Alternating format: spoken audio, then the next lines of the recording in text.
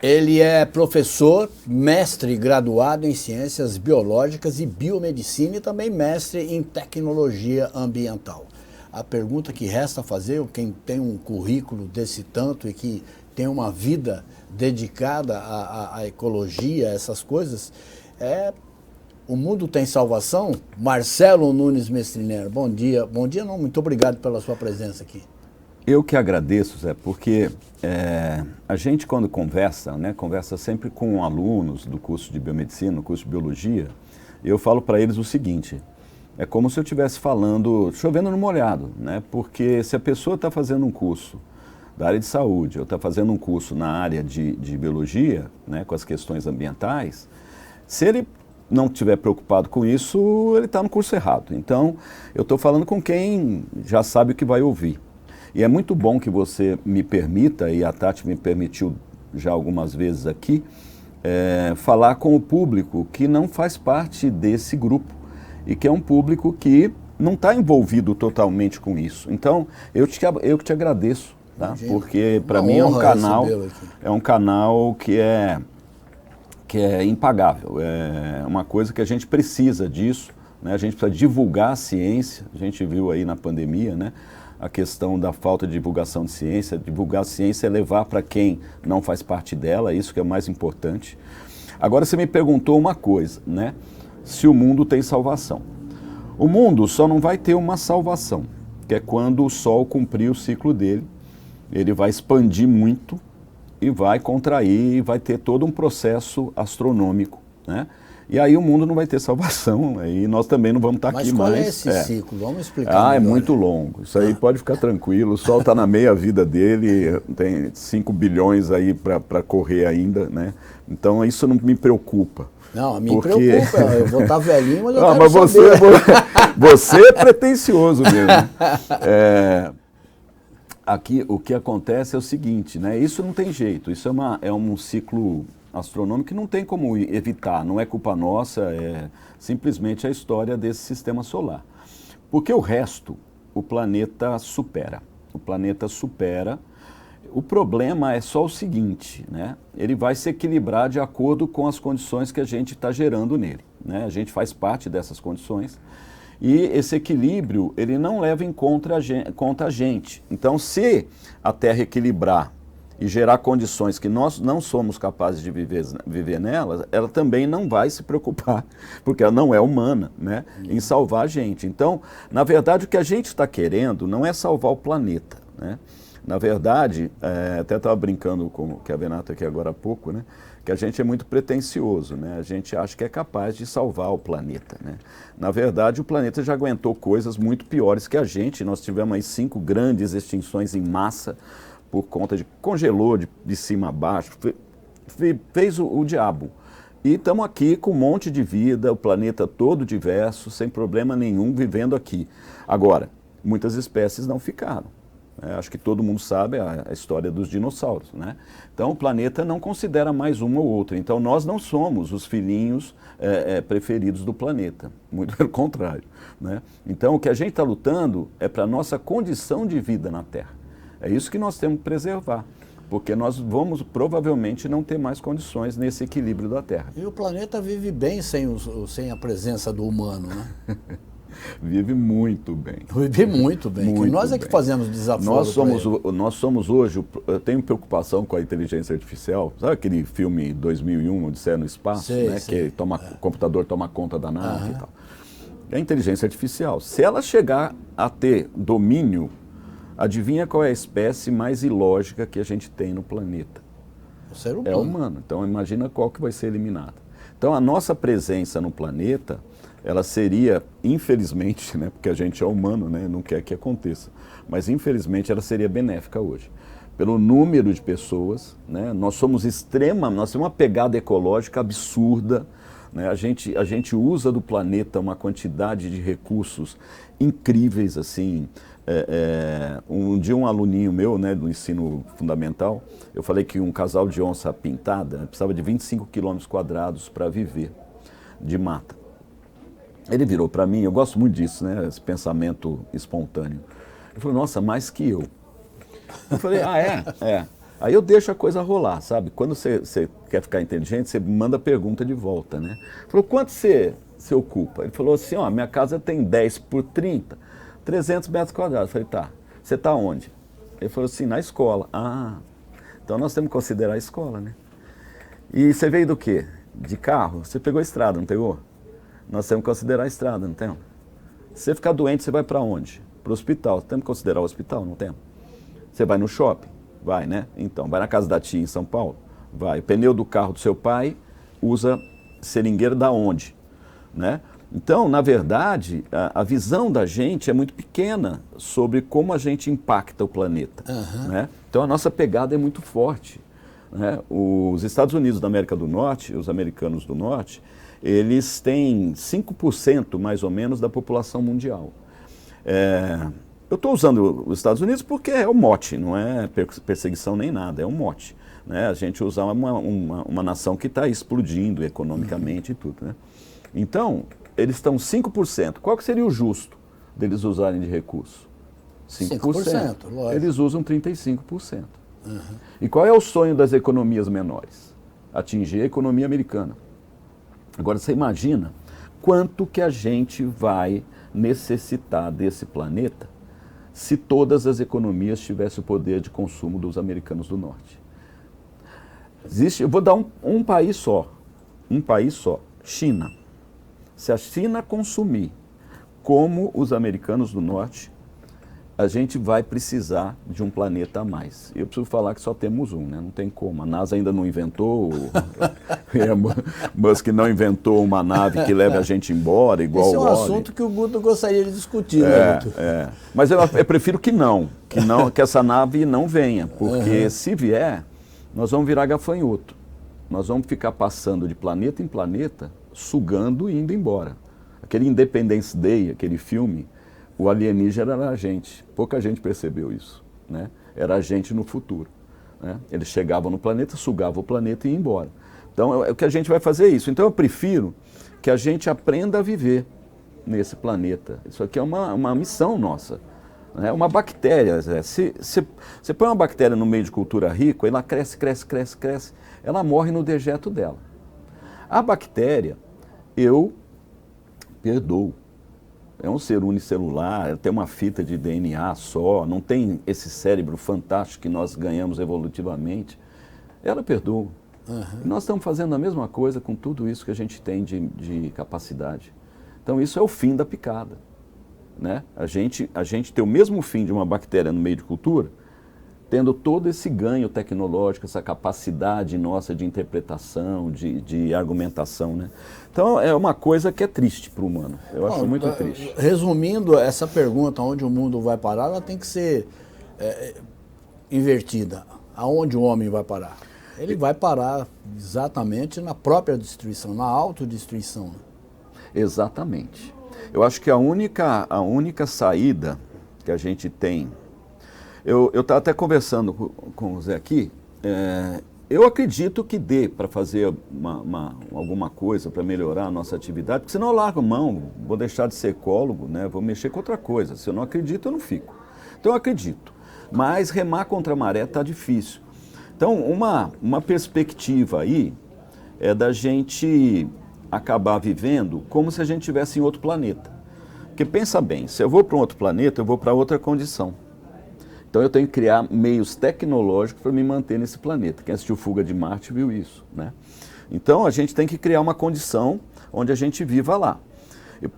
Nós estamos fazendo isso na Terra. A Terra está se transformando aos poucos. Quem pegou o quarentão aí, os 40 graus há pouco tempo, está vendo isso. Foi todo mundo para dentro de algum lugar. Né? Então, na verdade, eu acho que vai acontecer isso. Nós vamos para dentro de algum lugar que a gente vai ter que criar, vamos ter que manter esses ambientes climatologicamente, né? E é muito difícil porque você tem alimentação lá fora, é muito difícil trazer essa alimentação para dentro e dar todas as condições para que ela se desenvolva para a gente poder usar. Então eu acho muito complicado, mas talvez a gente tenha que sair pelo lado tecnológico. A minha preocupação é essa, né? Eu acho que o homem tem capacidade para sair tecnologicamente. Mas eu acredito eu acho esse futuro muito feio. Eu não acho um futuro legal. Eu acho um futuro legal a gente aprender a viver na casa da gente, né? ir no quintal, sair e voltar para dentro, a hora que quiser. Pé no chão. Pé no chão, né? Tocar nas coisas do planeta e não nas coisas que nós criamos. Né? E as coisas do planeta são tão bem articuladas para nós, tão bem demonstradas para a gente ignora, né? Ignora, totalmente, totalmente. Eu digo muito, eu estive na Amazônia, né? E tem essa discussão, tem muita Amazônia para queimar, Falei, porque a pessoa não esteve na Amazônia.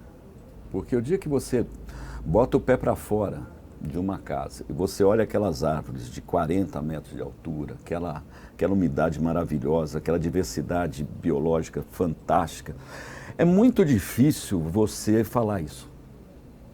É muito difícil. Então, eu acho que essas pessoas, elas precisavam, eu brinco, eu falo com meus alunos que é muito legal se a gente fomentar turismo ecológico, porque quanto mais as pessoas conhecem, mais elas ficam preocupadas com aquilo que ela conheceu, né? Eu acho que muita gente está muito dentro de escritório, está muito dentro de fábrica e não está indo ver isso aí, ou não está sensibilizando, que isso é uma palavra. A gente ouve falar muito em conscientização. Conscientização é fundamental, claro, eu tenho que estar consciente. Agora, se a gente for pensar, até quem faz errado está consciente, às vezes mais que a gente, porque ele sabe que ele está fazendo errado, né? O que falta é a sensibilização, é estar envolvido com a coisa, né? Isso é que está faltando, não é conscientização. Conscientização, eu acho que tanto a gente está fazendo uma conscientização aqui. Vai ter gente que vai escutar, vai falar, pô, legal o que eles falaram. Vai ter gente que fala assim, tô nem aí, vou continuar fazendo o que eu estou fazendo, mas está consciente, né? Então é uma coisa que a gente tem que lutar muito, essa sensibilização. Esse é o pior inimigo, né? Do planeta, aquele que faz consciente e sabe que tá errado. Porque esse não vai parar. Não vai parar. O que faz, inadvertidamente, ele tem chance de parar. Olha, eles começam a fazer a conta. Bom, o Sol tem alguns bilhões de anos pela frente. Eu vou estar aí esse tempo, meus trinetos, tataranetos vão estar aí, então dane-se. Então dane-se. Só que quando a gente começou a falar em 100 anos, em 30 anos, 40 anos, assustou todo mundo. Que é a questão do aquecimento global, né? O aquecimento global é mais rápido. O aquecimento global é inevitável, Marcelo?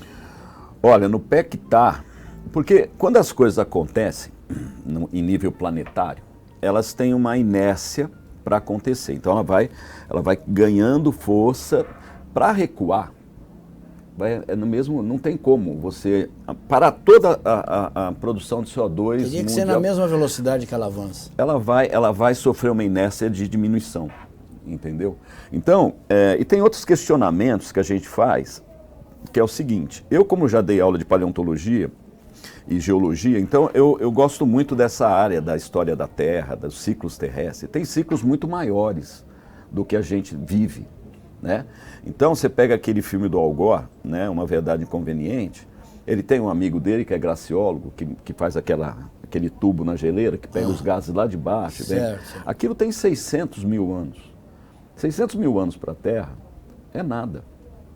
É muito pouco tempo. Para nós é uma eternidade. É eternidade, mas para a Terra é nada. Então, tem ciclos. A Terra passou por aquecimentos globais severos. Na época do dinossauro não tinha polo gelado, né? Então, era um planeta muito quente, né? Talvez isso tenha dado toda a forma do réptil expandir no planeta, né? Mas, se for isso, que alguns colegas batem na tecla, principalmente os colegas que estão ligados à geologia, que isso seria inevitável, a Terra faria esse ciclo, né, literalmente, né? São três visões, né? Tem a ecologista, que é aquela que acha que a Terra, inclusive, ia entrar numa era glacial. E a gente inverteu com as nossas emissões. Tem a dos geólogos, do pessoal mais voltados para astrônomos e tal, que acha que não, que o homem o que ele produz é pum de formiga. Ninguém ouve, ninguém escuta, ninguém sente cheiro, nada. E tem a do meio, que ainda eu faço parte dela. Eu falo ainda porque eu aceito opiniões boas, abalizadas, para eu poder mudar de lado. Mas eu ainda estou no meio, que é o seguinte, eu acredito que isso vai acontecer pelo ciclo terrestre.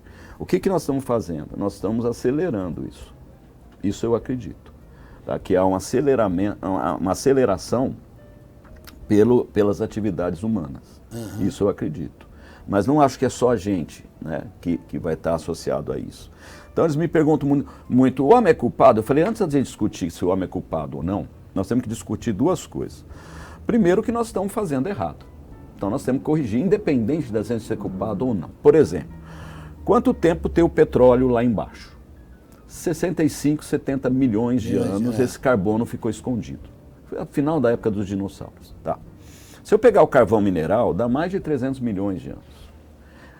Pensa comigo, Zé. Você vai pegar isso que está lá há milhões de anos, como que isso voltaria para a atmosfera? Isso teria que aflorar, e aí sofrer um processo e vir devagarinho para a atmosfera. A atmosfera iria se equilibrar com esse novo conteúdo carbônico, levando um tempo. O que a gente fez? A gente descobriu formas de enfiar um canudo, um petróleo, tirar quantidades enormes e, em questão de dias, jogar esse carbono para a atmosfera. Então, a gente fazer uma conta de chegada. Se a gente não é responsável hoje, nós vamos ser no futuro. Porque é conta de chegada. Isso vai estar muito rápido, essa emissão para a atmosfera, e não seria assim naturalmente no planeta. O carvão mineral, pior ainda, né? Então, 300 milhões você está jogando em dias para a atmosfera. É lógico que se você passar a régua, eu não preciso ser ecólogo. Basta eu ser um dono de um mercado para fazer a conta. Vai faltar embaixo e vai sobrar em cima. É questão de chegada, não tem muito o que discutir. Né? Se alguém falar, não, isso não vai acontecer, está sendo, no mínimo, inocente. Porque a visão é clara para mim. Né? Essa tiragem que a gente faz lá do fundo, ela teria que ser de, por exemplo, ficou milhões e milhões de anos, né? 600 milhões, 650 milhões de anos. Teria que ser num prazo milenar também? Isso não teria como, Zé, sendo sincero para você, não teria como, porque não seria economicamente viável. Se você vai tirar no mesmo ritmo que isso levaria para subir... Não. Né? Você já começou, o investimento tem que ser rápido. Não, e outra, você precisa de combustível, o homem precisa de energia. Então, qual que é a questão? A questão não é adequar isso, que está inadequado. Então, mas uma das coisas, por exemplo, a gente está usando o combustível sujo. Isso, né? Isso. Então, chegou no que eu queria dizer. É isso aí. Sabemos disso. E o que a gente tem que fazer? Usar um combustível limpo. Tá. Aí vem as alternativas. E é isso que eu ia te falar. E tem? Tem. A alternativa, a minha mãe natureza, que é a minha mãe primeira, né? Ela me mostra isso, né? Qual que é a energia que a natureza usa? Solar. Se você pegar os ecossistemas, principalmente terrestres, né? Com exceção de alguns outros que usam geotérmica, que é no fundo do mar e tal, o que vai fazer aquele ecossistema se manter energeticamente é a luz solar. Então ela já está dizendo onde que está a fonte. E o Sol, ele vai durar até ele criar tudo, mas aí não adianta mais, a gente não vai estar aqui. Então, qual que é a lógica? A lógica é pegar a energia diretamente do Sol. É o que a gente está tentando investir. O que está faltando é que a gente chegue a uma tecnologia que permita o uso dessa energia para grandes centros. A gente já viu que já para residências, né? Você vê aí que já está acontecendo, né? A gente tem lá uma quantidade X de energia para casas que a gente consegue tirar da energia solar. Isso resolve? Ajuda, mas não resolve. Para resolver, eu tinha que ter uma usina solar, como a gente tem hidrelétrica, para transmitir para grandes centros. Aí a gente está perto de uma solução, né? Carros elétricos, né? Hoje está uma onda, nós estamos acompanhando isso tudo. Isso me preocupa muito, atualmente. O Brasil hoje, na minha opinião, tá? Isso é minha opinião como ecólogo e como Marcelo. Ele tinha que investir, como a Europa está fazendo muito, que é no carro híbrido, que é aquele carro que gera energia solar, a energia dele. Porque, imagina, hoje, quem tem carro elétrico, hoje é a classe A, né? Vamos supor, e isso vai acontecer, porque eu já vi outro dia na rua, a sorte que era uma companhia que mexe com isso, então não era tão amplo assim. Mas e se uma empresa conseguir pôr uma frota de carro elétrico? Aí a outra empresa põe uma frota. Aí sai o carro popular, porque já está vindo, a gente está vendo aí, né? De onde vai sair essa energia para carregar esses carros? A gente tem dificuldade hoje para iluminar casas, porque a nossa energia depende de água, não preciso nem falar nada, né? O que aconteceu até agora está acontecendo na nossa região. Nós precisamos de água, porque a gente se baseou na hidrelétrica, né? De onde vai sair essa energia elétrica? Não, e tem um outro detalhe no carro. Vamos voltar nesse ponto aí. Tem outro detalhe do carro elétrico. A bateria tem duração de 7 anos. Tá. E não tem local de descarte. Como é que nós vamos fazer? A primeira bateria ela é reposta pela montadora. A segunda você tem que adquirir. Isso custa mais ou menos o valor do carro. Né? O que já o torna inviável. Você vai ter um carro de 15, 20 anos. Já sem condição de. Já sem condições, você vai ter que pagar a bateria o valor que teve. E o descarte? Porque esses carros vão ser descartados também, porque eu não vou comprar um carro que teve 15 anos de uso, né, e pagar mais um carro para pôr a bateria. Exatamente. Então isso é uma questão lógica, né? Então eu acho que isso vai virar... Na ecologia a gente usa um termo que pouca gente conhece, que chama propriedades emergentes. O que é isso? Se você pega na matemática, você soma A mais B, dá AB.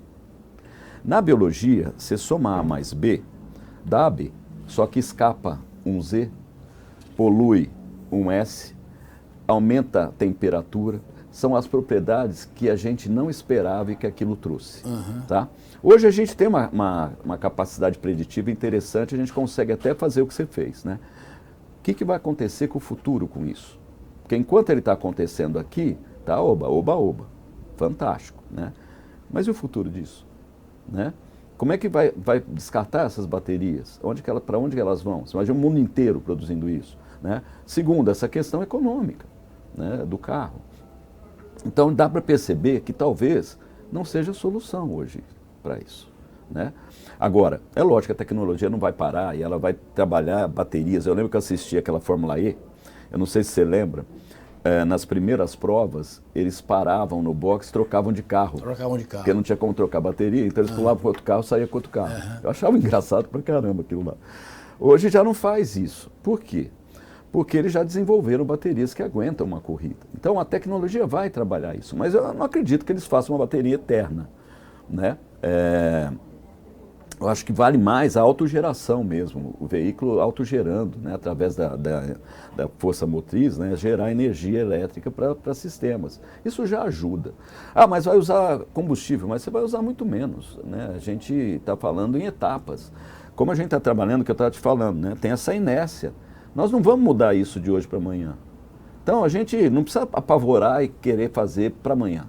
Vamos fazer, vamos trabalhando isso para melhorar essa ideia. Eu acho que a fonte energética ela tem que ser mudada. As plantas energéticas têm que ser mudadas. Isso é evidente. As plantas que a gente usa hoje, todas elas têm problema. Porque o pessoal fala, mas energia eólica, né? Portugal é o país que mais usa energia eólica. Ele não se mantém só com energia eólica. Não. A alternativa é ótima. Por quê? Porque ela tira o gasto da principal.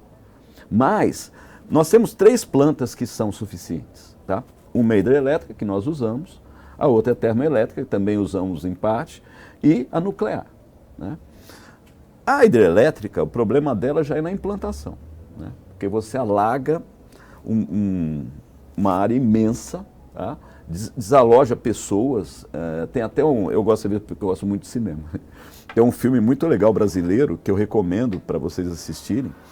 Primeiro pela qualidade do filme, que é uma coisa maravilhosa. Só para você ter uma ideia, o Matheus Nastergalli faz uma ponta no filme.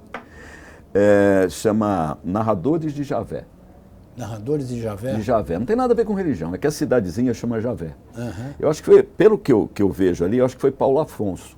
Eles foram para uma região que ia ser alagada, de verdade, e fizeram o filme lá. E tem alguns personagens que são do local. Você vê as narrativas, a hora que eles entrevistam, o que vai acontecer e tal. O cemitério, por exemplo, eles não tiram. Então, nesses lugares, a pessoa tem que ir de barco, onde é o cemitério, jogar flor no dia de finados. Né? Então, como você chama isso de energia limpa? Né? Onde você desaloja pessoas, você faz tudo isso. Então, não é uma energia limpa, ela é complicada no início. Lógico, não tem uma limpeza social. Não.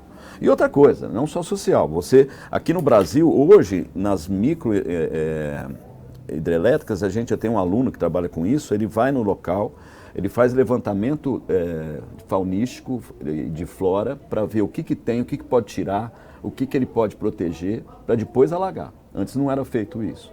E outra, madeira, você vai aqui, perto de Delfinópolis, você vai no lago lá, Tem pedaços de madeira flutuando que não foi destocado, não foi retirado, podia ser usado. Simplesmente cobriram a região toda com água. Né?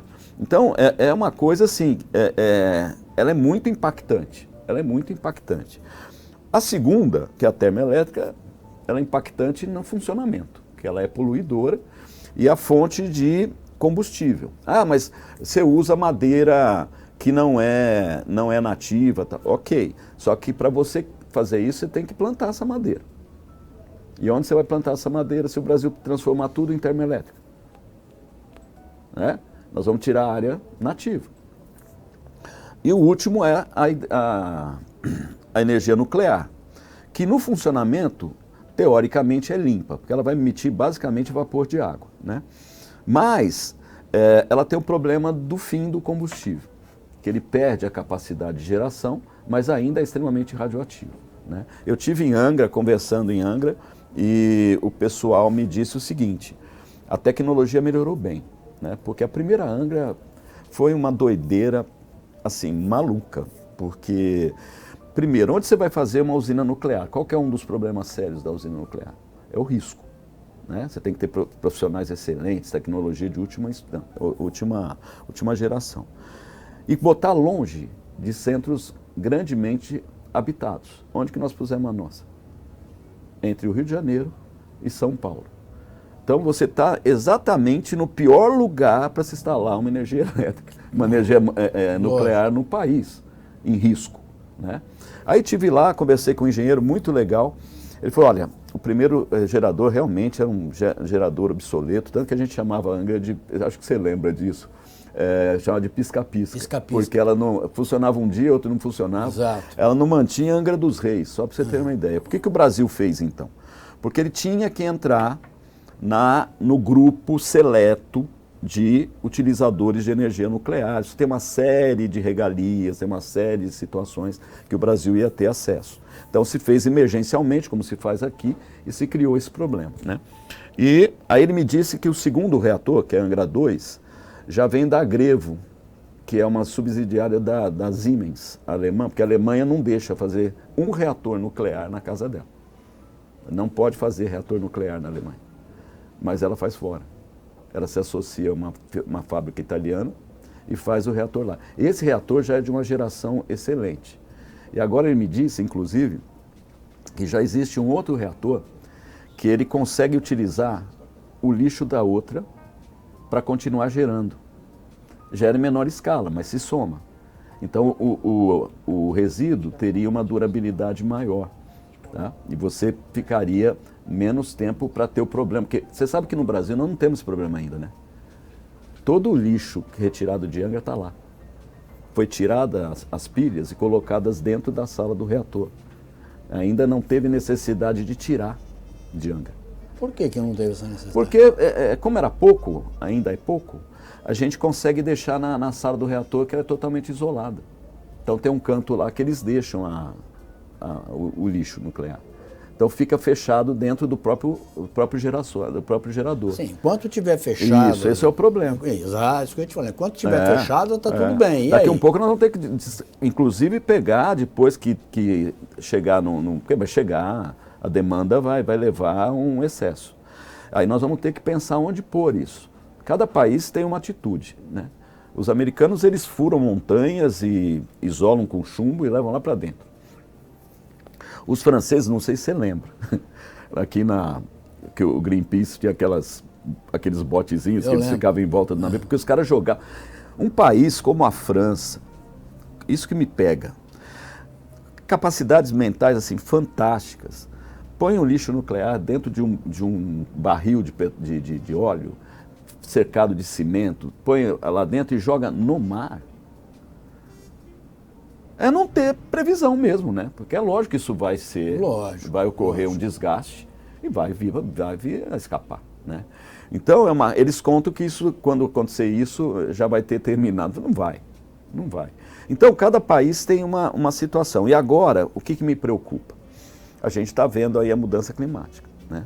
A gente está vendo, nós estamos tendo ciclone extratropical em Santa Catarina, nós tivemos esse problema da chuva no Rio Grande do Sul, a seca para cá, né? E usina nuclear, geralmente, ela é feita próxima ao mar, porque ela precisa de água. Ela precisa de muita água. E aí nós vamos estar sujeito a colocar uma energia insegura, vamos colocar assim, né? Próximo a situações de risco, porque nós podemos ter ventos e elevações de oceano que pode levar a atingir essas usinas, né? E a gente tem um problema sério aí, como não é o caso do homem aí no caso do tsunami, né? Mas a gente viu lá em Fukushima, né? Foi uma situação geológica, mas já alertou, falou, peraí, será que uma situação climatológica também não pode levar a isso? Eu acredito que sim, depende da intensidade, né? E a gente está vendo que essas intensidades vêm aumentando demais. E muito. Muito. Então eu acho que está na hora da gente, a gente tem cabeça para isso, Renato. Aqui no Brasil a gente tem muita gente inteligente, né, para tentar mudar essa situação de coisas, né? Agora, tudo isso que você está falando, Marcelo, cria um novo sentimento. Eu ia falar de racismo ambiental com você, mas eu queria antes falar de um outro sentimento que se cria na sociedade diante dessas notícias negativas todas, que é o estresse ambiental. Sim. Você sabe por que eu acho isso? Opinião minha também, tá? Marcelo é ecólogo, eu. Vou deixar isso claro, senão os colegas me batem, né?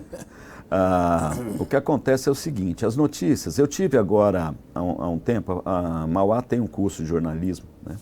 E eu fui lá para falar como noticiar notícias ambientais, né? Qual que é um dos problemas da notícia ambiental, né? É que a gente dá, a imprensa às vezes usa isso também, porque a gente sabe, depende de Ibope, depende dessa coisa toda, né? A gente dá o problema, né? E dificilmente a gente chama de imediato alguém que possa atenuar um pouco isso e falar, olha, tem solução, a gente pode fazer isso, a gente pode fazer aquilo. Então, como a população recebe isso? Só o desastre, né? Soluções, o porquê, a queda do avião, né, da Voipes lá, né? O que aconteceu? Caiu, aí virou aquela conversa toda sobre a companhia, essa coisa, eu não vou entrar em detalhe aqui, mas eu sou muito ligado em avião, eu gosto muito de aviação, né? E eu venho acompanhando, eu tenho um amigo em Belo Horizonte que me manda, trabalha com isso, ele me manda notícias dentro dos órgãos e tal, que estão analisando, né? E você vê que houve realmente uma situação catastrófica ali, né? Parece que foi mesmo isso, tem coisa para se fazer, tem. Mas não é uma coisa que ficou como o que aconteceu, né? Na verdade, o que aconteceu, porque é aquilo, você tem a tua verdade, eu tenho a minha e tem a verdade, né? Então a gente tem que os dois fazer o quê? Ir mexendo com essa verdade para chegar perto daquela, que é aquela que é importante, né? E aprender com ela. Minha filha vai viajar, mudou o voo, a mãe ficou desesperada, porque ia pegar o voo do Voipes para o Rio de Janeiro. Eu falei, uma das melhores companhias que você voar agora é ela. Por quê? Porque eles estão sob choque. Então, você imagina, porque eu acho que não tem inconsequente nas companhias aéreas, né? A pessoa está lá falando o quê? Presta atenção nisso, vamos. Então, hoje, eles estão muito mais assustados para fazer um voo do que outras companhias. Então, a chance, além da segurança, que eu acredito que aquilo foi uma situação casual, né? Ainda tem essa visão que as pessoas não têm, né? Eu dei risada e falei isso para elas, né? Então, o que a gente tem que fazer é o seguinte, você dá a notícia, aí você vai trabalhar junto com a notícia alguma visão positiva. Por exemplo, essas coisas deixam legados. Então, quando acontece uma catástrofe, a gente fica apavorado. Só que deixa legado. A gente aprende com as catástrofes. Então, o que a gente espera de um povo inteligente? Que essa catástrofe não se repita ou diminua, né? Porque nós aprendemos com ela, com os problemas que ela trouxe, né? Então, tem um lado que a gente pode chamar de positivo nisso. É lógico que a gente fica triste por conta das pessoas, essa coisa toda. Mas não é simplesmente uma coisa para a gente passar só o terrível. A gente tem que mostrar o terrível, mas tem que mostrar que já tem coisas e pessoas têm que ir trabalhando em cima disso. Exato. Então isso dá uma atenuada na visão. Só que o que a gente conhece? O que a gente vê? A gente vê que as pessoas pegam a notícia grave e ficam com ela. Eles não procuram mais. A rede social, ela tem essa característica. Às vezes meus alunos falam assim para mim, você viu que aconteceu isso em tal lugar? Eu falei, e por que aconteceu? Não, não sei. E aonde você achou essa fonte? Ah, não sei. Só vê a manchete, vê a foto e fecha. E aí vai parar onde isso? No estresse. Outra coisa que me preocupa com a questão dessas notícias ambientais. Hoje, você acha que é mais novo que eu, não sei, mas a gente tinha antigamente que nível de informação? Como é que essas informações chegavam para a gente? Né? Hoje, chega em questão, eu recebi a queda... É imediato, né? É imediato, eu recebi a queda do avião, esse meu amigo me mandou, era 1h30 da tarde, eu recebi. Eu falei, não, pera um pouco, esse avião da Passaredo. É nosso aqui, da nossa região. Da onde que veio e tal, já fui atrás dele, né? Então é uma coisa assim, imediata, né? E o nosso cérebro, ele teve uma evolução que veio, não sou eu que estou dizendo, a BBC de Londres, né? Um documentário que eu vi. Ele evoluiu biologicamente até aproximadamente 65 mil anos atrás. Porque a partir daí, ele evoluiu no uso, na nossa capacidade de utilizar o cérebro. Então, o nosso cérebro, em capacidade, em armazenamento, interpretações de coisas, ele estava numa época onde essas situações aconteciam paulatinamente. É a mesma coisa do petróleo. Paulatinamente você sabia. Né? Aí depois veio o rádio. Aí o rádio, o meu avô só ouvia rádio. Falei isso para uns alunos outro dia. Eles falaram assim, mas qual que é a diferença do rádio e a televisão? Eu falei, toda. A televisão a gente vê. O rádio você imagina. Imagina. Né? Então é uma coisa que você, talvez, na sua imaginação, você não faça tão grave. Né? Aí veio a TV. Mas era uma TV que buscava essas informações com um certo vagar. Não tinha essa tecnologia que nós temos hoje. Então hoje, o bombardeamento na cabeça desses meninos, principalmente os meninos, muito aluno de ensino médio, que é onde está mais nervosa a coisa, né? Tem vários alunos, principalmente alunas, que vêm falar comigo que estão preocupados com esse estresse ambiental, né? Então, eu acho que a gente tem, vocês principalmente, a gente tem que trabalhar uma forma de transmitir isso com um certo prurido, um certo cuidado de como isso vai impactar a sociedade. Porque isso vai levar, sim, a uma... Tem gente que tem preocupação com doença. Imagina com condições planetárias. Elas vão projetar isso, com certeza.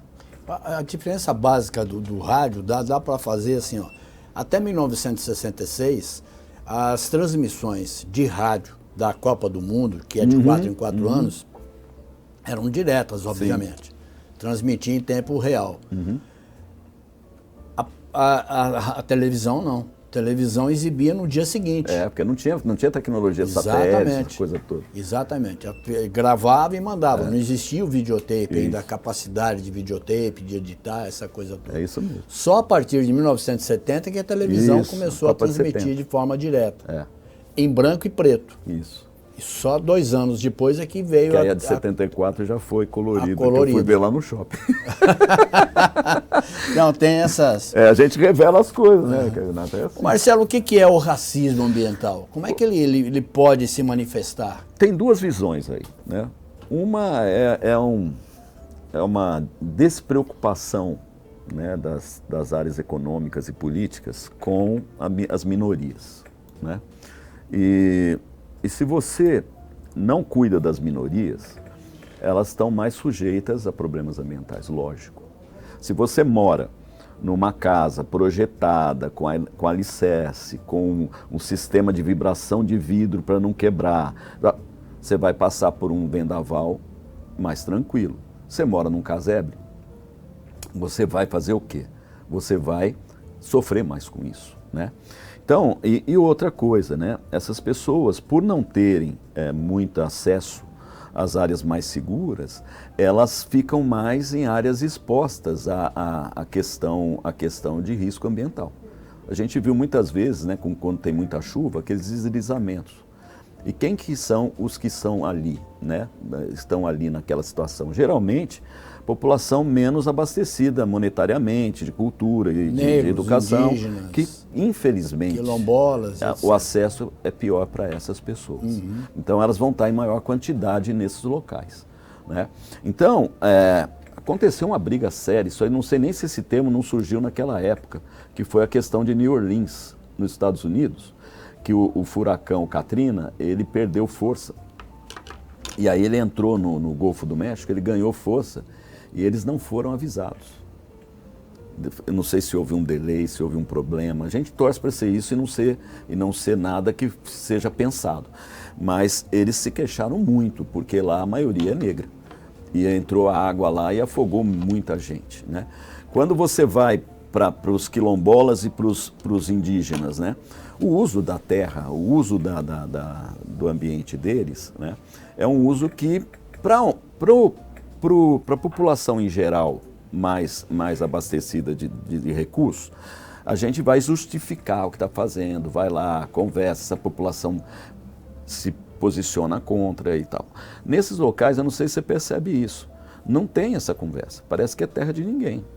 Então, se eu quero fazer uma usina hidrelétrica no Rio Negro, eu vou lá e vou fazer. Os ribeirinhos que se afoguem, eles não estão nem muito preocupados com isso. Eu tenho quase certeza que se for para aqui, para a região de São Paulo, onde você tem um pouco dessa população mais abastecida, vai ser feito cidades laterais. Lá não, eles se deslocam, entendeu? Então, eu acredito que esse racismo, ele é um racismo. Eu tento acreditar que não seja uma coisa pensada. Eu penso, eu acho que é muita gente ruim. Eu acho que teria sido muita gente ruim. 1, 2, 3, a gente até entende, mas muita gente pensando esse tipo e ninguém coibindo quem está pensando errado, né? Eu acho difícil. Agora, o que eu percebo é que é um racismo meio consequência. Porque é o que eu te disse. Por conta desse distrato, essas pessoas se expõem a essas situações ambientais mais do que as outras pessoas, né? Se pensar que não é o caso, mas se você pensar no Japão, se tiver um terremoto em Tóquio, você tem um débito lá. E se esse terremoto acontecesse em São Paulo? Tá? Então, então, só para você ter uma ideia, como as pessoas não estão nessa situação, elas acabam sendo deixadas ali. Aquele Morro do Bumba, lá no Rio, não sei se você lembra, que deslizou, aquilo era um depósito, porque no Rio de Janeiro eles tinham mania de vir com o caminhão no coisa e depositar o lixo na encosta.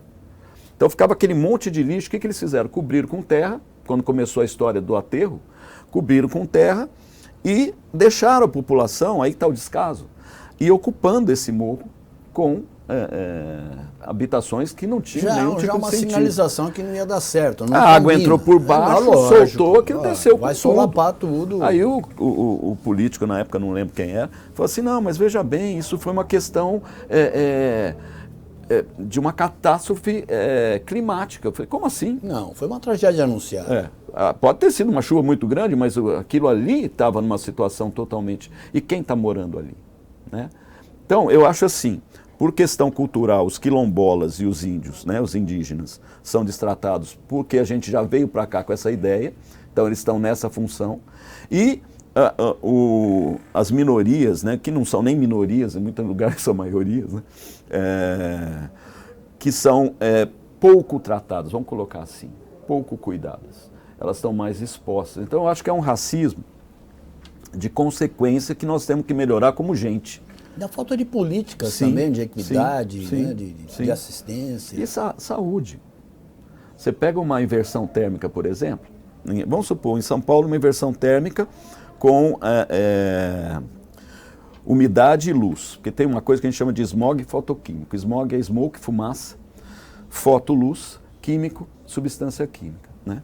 Quando você tem a poluição e você tem umidade e você tem luminosidade, os poluentes eles ficam mais agressivos.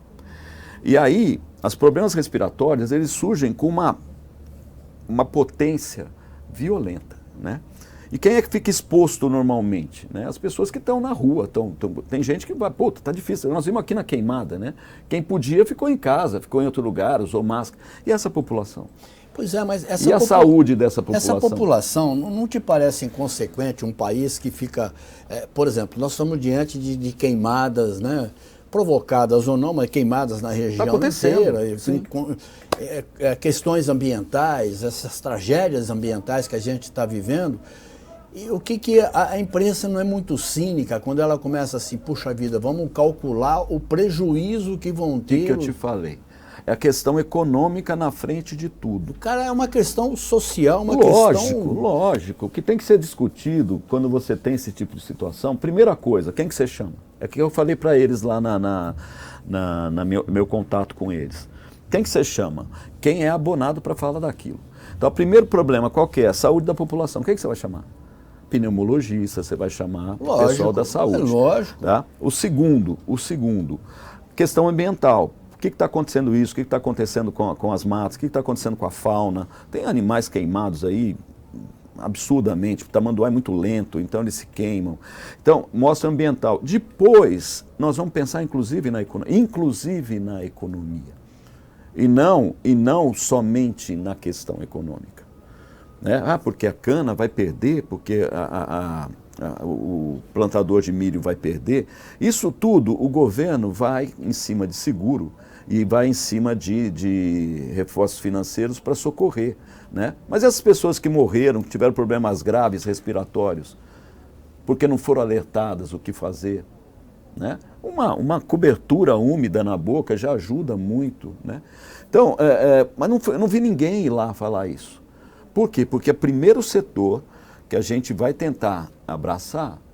Não sei se, aí é até difícil a gente falar, né, se por lobby, o que é o setor econômico. Exato. Ficar calculando qual Entendeu? é o prejuízo.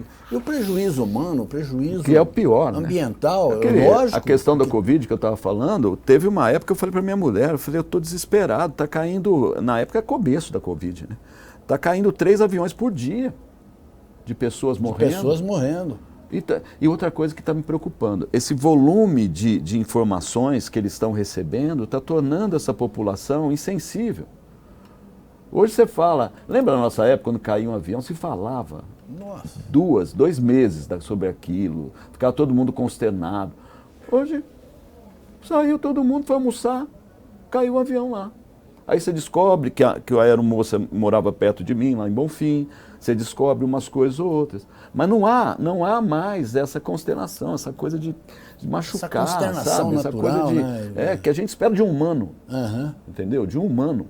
A gente está vendo que a gente está virando uma coisa muito plástica, é uma coisa que as coisas já não assustam mais. Nós podemos não estar sendo desumanos. Você vê que legal? Mas nós somos inumanos. Inumanos. Né? Você viu que legal que nós estamos fazendo? Porque virou um antagonismo, né? Você tem a chegada dessa informação, né? Não sensibilizando, não pegando, mas ela explode depois em quem? Que você acabou de me falar, no estresse ambiental. A pessoa acha que ela ficou insensível àquilo, mas aquilo foi... Porque é impossível a pessoa não guardar isso em algum lugar. Acho que não. Então isso capa, uma hora aflora. Aflora. E eu acho que é isso que a gente está vendo lá fora. Eu estou percebendo mais ou menos isso. A explosão do que passou como se fosse algo que não tivesse importância nenhuma, mas teve muita importância dentro da pessoa. Marcelo, eu queria reservar um espaço para falar com você sobre água pura, a melhor água do mundo, do aquífero Guarani. Maravilhoso. Maravilhoso. E falar, ela é finita? Sim. Sim? Sim. Que essa notícia Sim.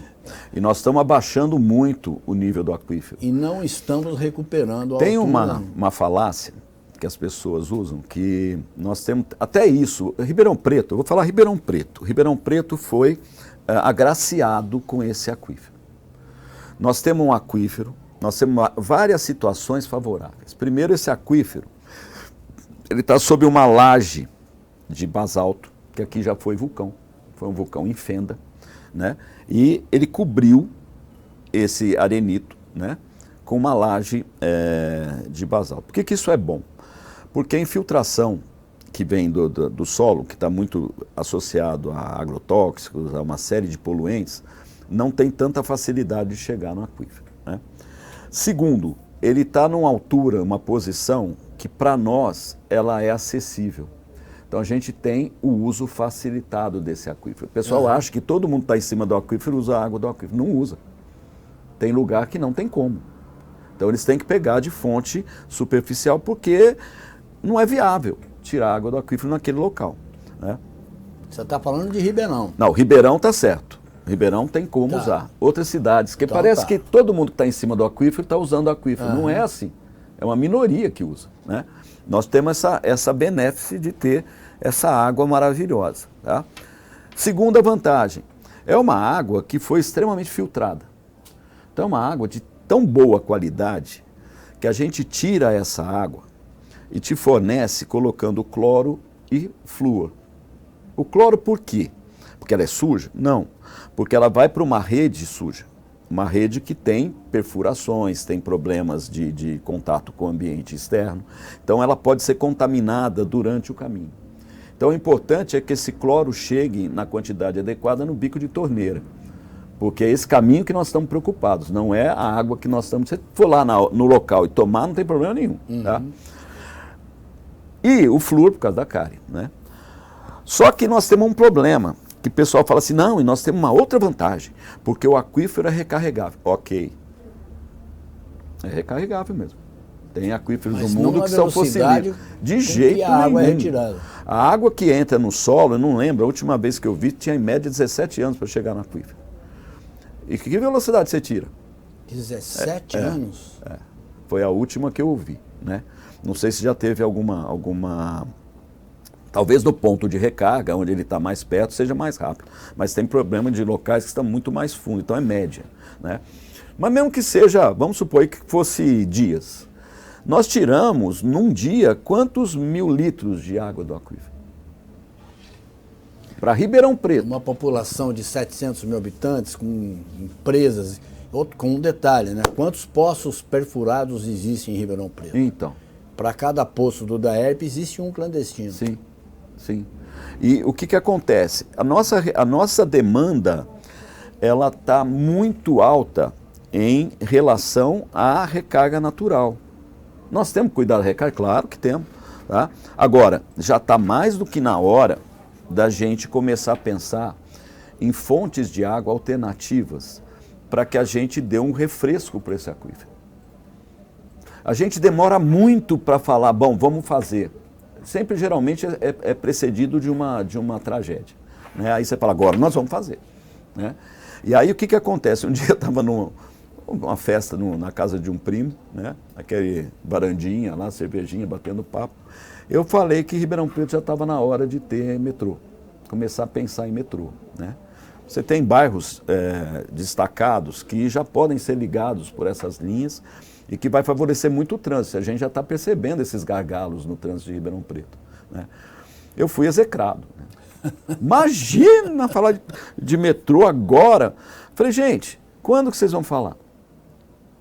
Quando vocês não estiverem mais conseguindo andar de carro, quando a cidade tiver mais de 1,5 milhão de habitantes, você vai furar chão, vai fazer o quê? Nós vimos todo esse trabalho que foi feito na rede viária de Ribeirão Preto, o trabalho que deu para nós aqui como... Então, tem que fazer. Tem que fazer e começar logo. Que idade tem o metrô de Nova York?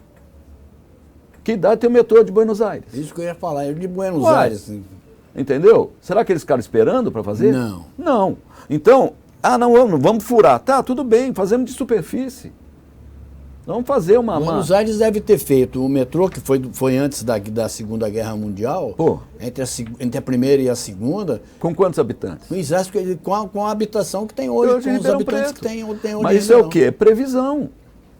É o que falta para a gente, essa previsão. Eu gosto de sempre de separar as palavras, porque para previsão a pessoa pensa uma coisa, agora se fala pré-visão é outra. Nós temos ainda 4 minutos, e nós vamos tomar água de superfície. Sim. E aonde vamos buscar essa água? No Rio Pardo? Sim.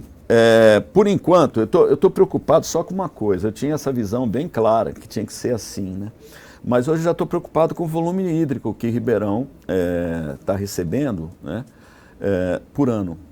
E a gente sabe que isso vai acabar nos rios, né? Porque o rio...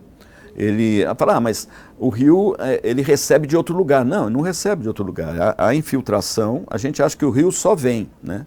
Ele também chega nele por baixo, os lençóis freáticos, eles vão alimentando esse rio. Por isso que a gente vê que, em última instância, o rio seca. Seca outras coisas primeiro, né?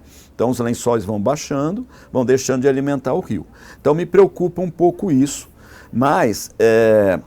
se isso não for a preocupação principal, é a fonte mais fácil para a gente. Hoje, Renato, o que acontece é o seguinte, O tratamento de água hoje, ele tem uma tecnologia fantástica e ele não é tão caro quanto era antes.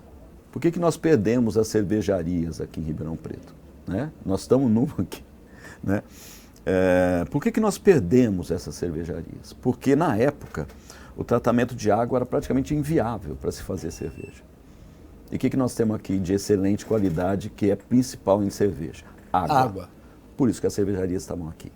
Por isso que as cervejarias do Rio de Janeiro são na Serra. Né? O que aconteceu com o tempo? A tecnologia de tratamento de água, ela cresceu demais e barateou. Então ela deixou de ser o problema passou a ser logística. E você vê para onde foram as cervejarias.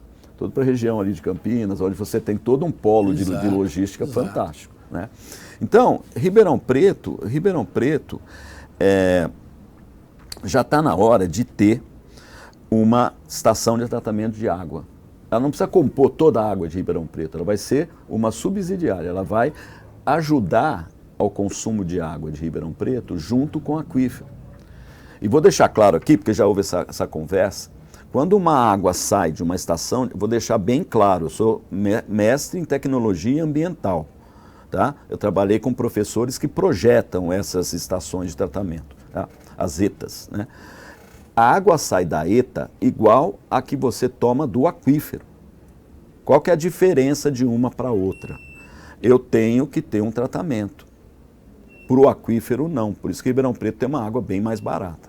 Né? Nós vamos pagar um pouquinho mais, mas a água não cai qualidade. Isso deixar bem claro. Isso é o que importa. Porque né? As pessoas acham que vão tomar água do rio, a água do rio é menos limpa que a do aquífero. Chega na tua casa, você não vai nem perceber. É muito comum isso na Europa. Todo lugar, você for no Brasil inteiro, 80% é água de área aberta. Uhum.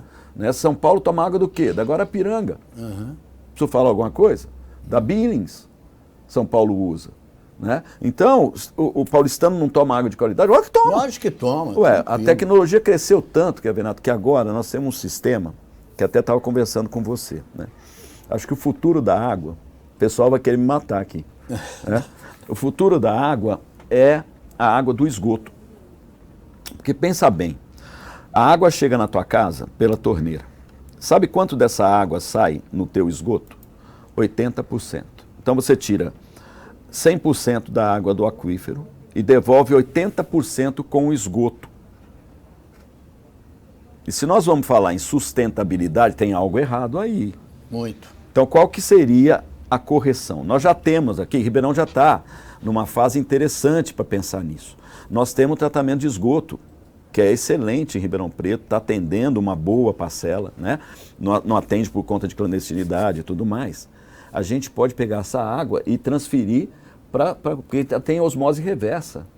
A água sai, eles dessalinizam usando osmose reversa. Você acha que não limpa uma água? Lógico. Entendeu? Marcelo, quero te agradecer bastante, muito, mas muitíssimo obrigado e muita honra te receber aqui. Eu que te agradeço de coração de me dar essa chance de falar com essas pessoas que eu tenho vontade de conversar e não consigo porque eu só falo com o pessoal que pensa igual a mim. Então foi um prazer, agora tá falando uma simpatia aqui, você deixa a coisa bem Obrigado, em casa. Estou em casa aqui. Obrigado. Mesmo, Obrigado. Prazer foi todo meu. Pode tudo ficar por aqui. Muito obrigado pela sua audiência. A gente volta. Até lá.